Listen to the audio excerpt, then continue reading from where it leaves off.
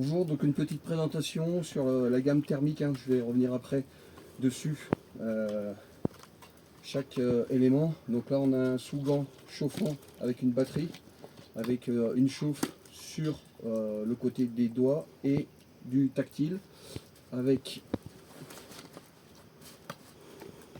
un petit sous-gant, enfin ou liner plutôt, 3 doigts, comme ceci, et le surgant donc, qui est disponible en différents coloris, hein, pareil pour le sous-gant. Voilà. 3 doigts qui vous permettent donc d'avoir un triple couche simple, efficace et surtout très léger. Donc vous avez après un autre modèle qui est intéressant, c'est le combo complet.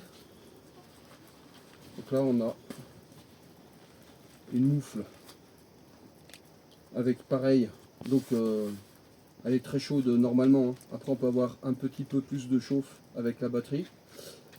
On a un accès au pouce qui est tactile, un accès au doigt qui est tactile aussi, et après au niveau de l'index on peut enlever encore la partie tactile pour avoir accès directement à son doigt. Donc là ça peut être des gants très intéressants pour des opérateurs et même pour des gens qui ont besoin d'avoir de la dextérité comme les pilotes drones. Des petits sous-gants, donc il y en a plusieurs modèles.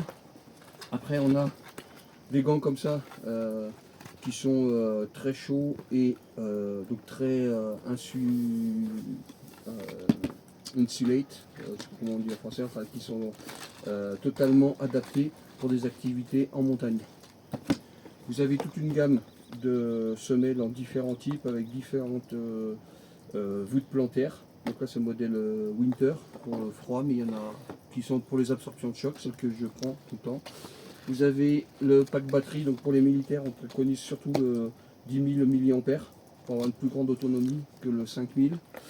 Je ne l'ai pas là, mais il y a le liner, donc la partie vêtements haut et bas qu'on va mettre en première couche. Ici c'est un tour de cou grand froid qui est utilisé beaucoup en escalade. Chaussettes Mérinos pour le grand froid, plutôt usage militaire. Ça c'est plutôt usage trekking, montagne pour l'entraînement. Là on est plus sur du sport. Et enfin un petit produit qui est intéressant, c'est une chaufferette chimique qu'on peut mettre sous les gants. Notamment là c'était utilisé il n'y a pas longtemps par les collègues en Ukraine sur une Evasan. Et on reverra tout ça très bientôt. Par contre si vous avez déjà des questions, n'hésitez pas, un petit like, ce sera le bienvenu, et partagez aussi la vidéo.